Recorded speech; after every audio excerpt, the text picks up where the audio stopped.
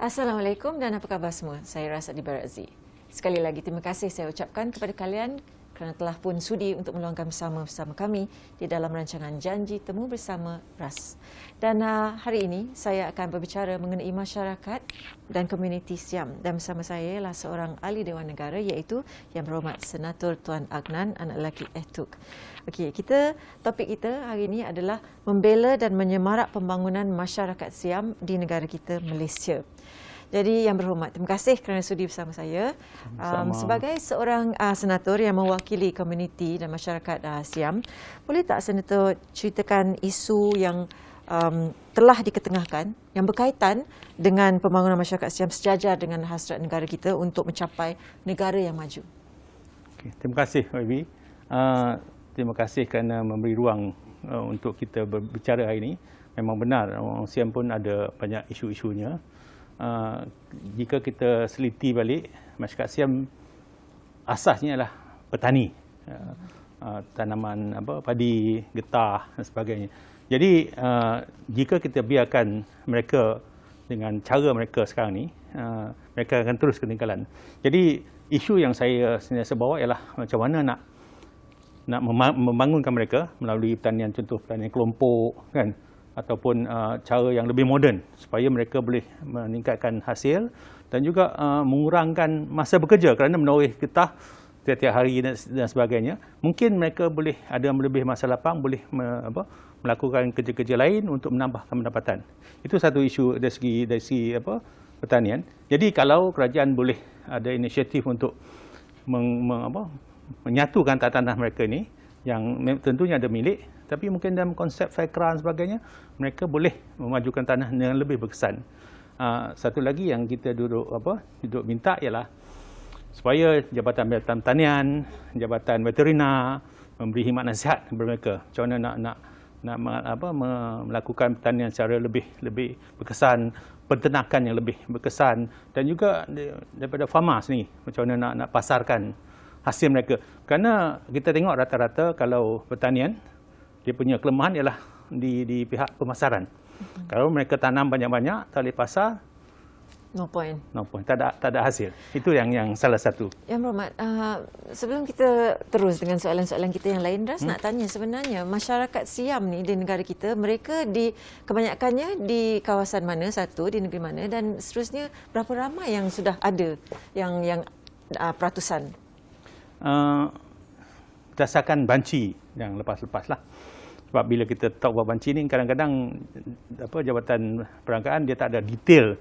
Tapi kita punya angka yang kita beri ialah lebih kurang 60,000 orang masyarakat Siam. Dan kebanyakannya tertumpu di negeri sepadan dengan di belah utara, di Perlis, di Kedah, di Kelantan dan juga di Perak.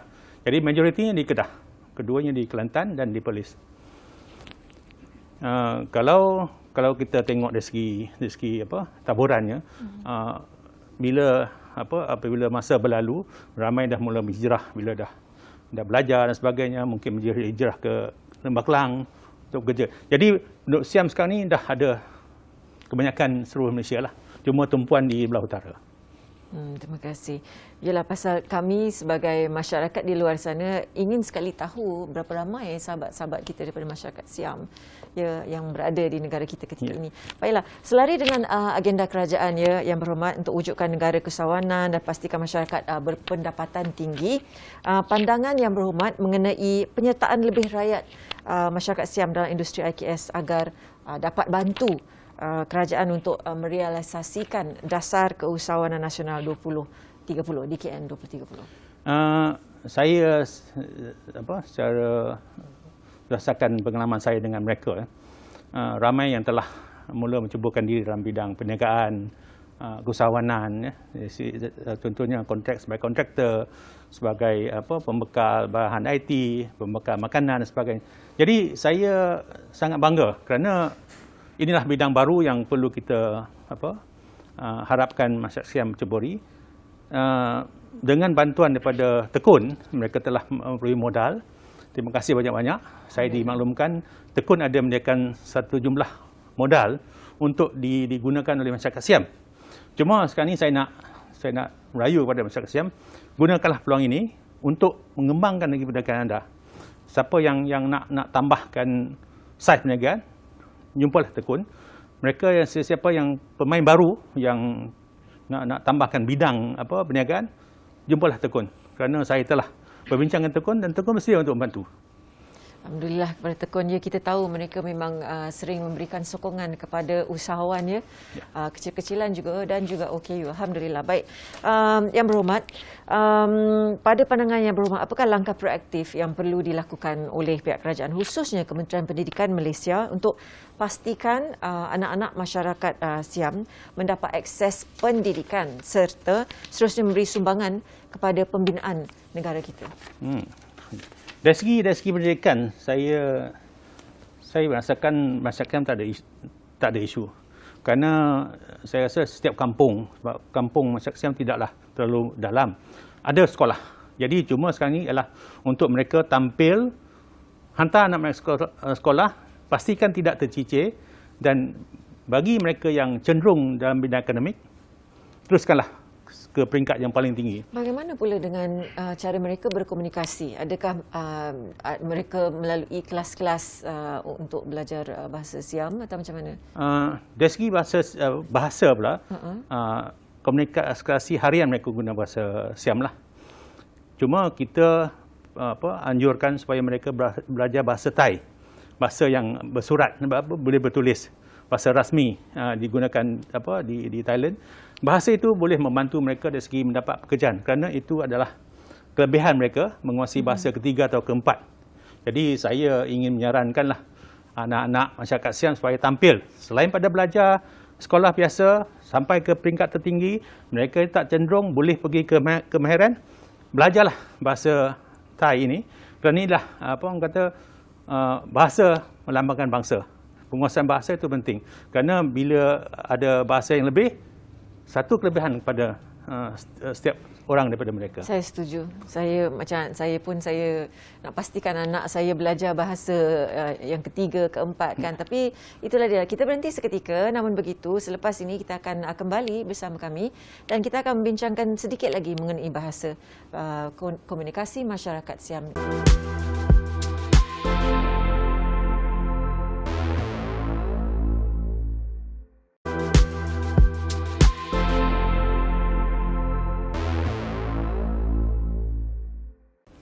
Assalamualaikum sekali lagi, saya Ras Adibar Aziz dan terima kasih kerana masih bersama kami dalam rancangan Janji Temu Bersama Ras. Dan tadi saya dan sahabat saya iaitu Yang Berhormat Senator Tuan Agnan, kita bercerita mengenai bahasa. Pentingnya anak-anak daripada masyarakat Siam untuk meneruskan dengan menggunakan bahasa Thai. Jadi mungkin boleh Yang Berhormat kongsikan sedikit budak-budak ni diorang macam mana? Di kampung-kampung, di kampung di Wat, mereka menyediakan kelas bahasa Thai untuk anak-anak Siam di kampung. Jadi saya rasa syukur kerana dengan ada kelas ini, ramai yang telah menguasai bahasa Thai dengan sempurna. Mereka boleh bekerja di syarikat antarabangsa dan yang memerlukan penguasaan bahasa Thai. Ada yang mendapat gaji yang lebih, lumayan daripada rakan-rakan lain. Saya dilaporkan ada setengah mendapat 1,000 lebih tambahan kepada gaji asas mereka oleh kerana mereka boleh menguasai bahasa Thai. Jadi ini yang kita kena terapkan kepada anak-anak kita untuk sentiasa mempelajari beberapa bahasa kerana in the long run banyak peluang yang ada. Mereka tidak nampak, jadi penting sangat mereka tahu. Betul sekali. Sebab contohnya kalau anak-anak masyarakat Siam yang di kampung yang bersekolah di sekolah rendah jenis kebangsaan Cina, mereka ada satu tambahan lagi bahasa, itu bahasa Mandarin. Jadi secara keseluruhannya ramai anak-anak masyarakat Siam ni menguasai 4 bahasa. Bahasa Melayu, bahasa Inggeris, bahasa Mandarin dan bahasa Thai sendiri. Jadi inilah kelebihan mereka. Kerana kadang-kadang bila kita bekerja, kita bertanding antara calon-calon yang ada ijazah, penguasaan bahasa ni akan memberi kelebihan kepada mereka. Selain pada faktor-faktor lain lah. Jadi saya sentiasalah di Dewan Negara cuba meyakinkan kerajaan supaya memberikan peruntukan kepada kelas-kelas bahasa Thai ini supaya mereka boleh diteruskan. Tanpa peruntukan ini sukar. Kerana tenaga pengajar yang mengajar di situ adalah sukarela. Jadi tanpa sedikit imbuhan, mereka juga perlukan duit minyak dan sebagainya. Jadi kalau kita tak bagi, lama-kelamaan mereka juga akan keluar menjadi pekerjaan, kita hilang tenaga pengajar. Itu yang menjadi dilema pada kita. Jadi saya cuba, mungkin bajet tahun ini saya cuba lagi untuk mendapatkan bentukan kajian secara tetap. Setiap tahun kita ada bajetnya untuk sekolah-sekolah fasa TAI ini. Ini akan membantu. Sekarang ini dah berapa banyak sekolah? Kita ada 65 buah wad seluruh negara yang memberi perkhidmatan kepada penduduk setempat. Jadi ada yang mengajar tu ialah para SAMI di wad berkenaan, ada yang pelajar-pelajar tua ataupun bekas pelajar yang kembali mengajar. Tapi itu pun sementara kerana lepas tu mereka akan keluar untuk belajar. Menarik ni sebenarnya. Saya pun kalau boleh nak belajar bahasa Thai ni. Tapi kat sini susahlah nak cari. Okey, Yang Berhormat, apakah pendapat Yang Berhormat mengenai isu jati diri di kalangan generasi muda hari ini? Lazimnya mereka ni terkenal dengan sifat yang ingin mencuba sesuatu yang baru dan juga sekarang terikut-ikut, ya, terutamanya dengan penggunaan peranti, ya, mereka melayari internet macam-macam. Jadi apakah pendapat Yang Berhormat? Ya, saya secara ringkasnya kesian kepada ibu bapa sekarang. Kerana anak-anak sekarang ni dia punya cabaran lebih. Dulu kita ada rakan sebaya yang kita belum jumpa secara fizikal. Sekarang ni ada rakan sebaya di maya, di alam maya. Jadi pengaruh rakan sebaya di alam yang tak nampak ni lagi dahsyat. Kerana dulu ibu bapa boleh tengok dia kawan dengan siapa. Sekarang ni tak nampak. Jadi pengaruh tu jadi perkara besar lah. Jadi saya haraplah ibu bapa tolonglah tingkatkan pemerhatian anda, pemantauan untuk pastikan apa yang anak lakukan, apa yang berlaku pada anak, perubahan sikap dia, tabiat dia, psikologi dia, supaya dia tidak terlalu lewat untuk kita pentras pada awal. Saya tahu macam-macam faktor sekarang, macam Abi kata tadilah, itu belum lagi tentang dadah setempat, tentang rempitnya, tentang cabar-mencabar antara kawan. Itu dah menjadikan dorongan mereka untuk keluar daripada landasan yang sepatutnya. Okey, baiklah. Sekarang ni tadi ada Yang Berhormat cerita mengenai pembelajaran satu dan attitude mereka, dan dengan adanya penggunaan secara bebas, penggunaan komputer, internet, ya, semua ni. Jadi apakah antara isu-isu dan permasalahan yang dihadapi oleh masyarakat kita yang mungkin kerajaan tidak berikan fokus? Dia Saya suka gelak tu. Secara umum ya, anak-anak ni kan tak kira bangsa lah. Anak Melayu, anak Cina, anak India, anak Siam, semua. Pengaruh peranti, pengaruh media sosial ni sangat-sangat kuat. Cuma benda tu tidak meletup-letup saja. Tapi satu hari nanti mungkin dia akan meletup. Jadi sebelum dia meletup tu kita cubalah ambil tindakan. Pihak kerajaan, kita pun dulu pernah dibangkitkan dalam Dewan, apakah tindakan kerajaan untuk mengawal penggunaan peranti di kalangan kanak-kanak. Tapi so far tak adalah undang-undang yang boleh mengawal. Cuma sekarang terpulang pada ibu bapa. Oh, ya, betul. Ibu bapa mainkan peranan yang penting sekali sebenarnya. Kalau tidak, macam mana nak kontrol, betul tak? Ya. Jadi, baiklah, kita akan berhenti seketika, Yang Berhormat. Dan kita akan kembali bersama kalian semua. Kita membincangkan sedikit sebanyak mengenai aspirasi Yang Berhormat Senator kita buat masyarakat Siam di Malaysia.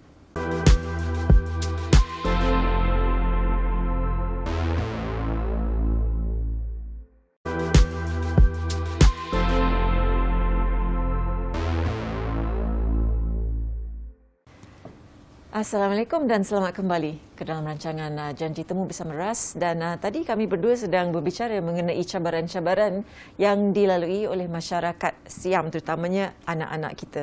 Ya, jadi saya sebenarnya ingin tahu apakah sebenarnya aspirasi Yang Berhormat Senator bagi komuniti masyarakat Siam. Kalau kita tengok punca kehidupan yang utama ialah ekonomi lah. Jadi saya nak sentiasa sarankan kepada masyarakat, carilah bidang yang boleh mendatangkan pendapatannya lebih tinggi. Tak kiralah pertanian ke, usahawanan ke, yang mana yang lebih sesuai, lebih selesa, teruskan. Kalau yang telah berniaga dan telah jadi usahawan, kembangkanlah perniagaan anda. Yang mana yang baru nak cuba, go ahead, datanglah ke institusi mana yang sesuai untuk menceburkan diri, kembangkan bidang-bidang yang sedia ada ini. Contoh bukan setakat kontraktor, bukan setakat penyedia makanan ataupun IT ataupun bidang-bidang sedia ada, cubalah bidang lain. Kerana itulah salah satu punca pendapatan yang tidak perlu bergantung kepada kerajaan semata-mata. Kerana kita dapati bahawa kalau kita terlalu bergantung pada kerajaan, agak sukar untuk kita teruskan perniagaan kita. Jadi carilah sendiri dan buatlah sebaik mungkin. Satu perkara lagi yang saya selalu ingatkan ialah tentang pendidikan. Saya tekankan inilah salah satu bidang yang perlu kita tekankan, kerana orang Siam bukan orang kaya-kaya, petani, pekebun dan sebagainya. Jadi apabila anak telah berjaya dalam pendidikan, mungkin mereka boleh mengeluarkan atau meningkatkan pendapatan kepada keluarga. Dan kepada yang tidak cenderung kepada akademik, saya juga sarankan supaya pilihlah bidang kemahiran. Kerana kita ada ratusan pusat kemahiran dan ribuan kursus yang boleh diceburi. Saya pernah pergi berjumpa dengan rakan-rakan di kampung, bawa institusi latihan kemahiran ni berjumpa untuk kita ketemukan. Syukur kerana ada yang telah dapat melanjutkan pelajaran mereka di institusi latihan kemahiran dan keluar bekerja dan gajinya cukuplah. Dengan SKM 3 mereka dapat meneruskan hidup, ataupun jika mereka ingin lanjutkan lagi, mereka boleh sampai ke SM 5 yang sama paras dengan peringkat ijazah. Itu yang saya tekankan. Terima kasih Yang Berhormat Senator. Soalan yang terakhir saya adalah saya ingin tahu masyarakat Siam di dalam keluarga Malaysia. Where are you?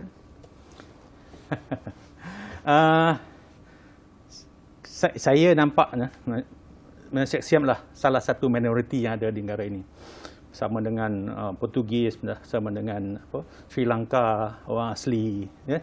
Jadi saya merasakan bahawa dengan konsep keluarga Malaysia ni, kita dapat sama-sama membangunkan masyarakat minoriti ini sejajar dengan masyarakat lain. Kerana saya cuba tekankan supaya janganlah anggap mereka ini perlu bagi something special, tidak. Dan kita asingkan untuk contoh macam inilah. YB sering bangkitkan tentang OKU dan sebagainya.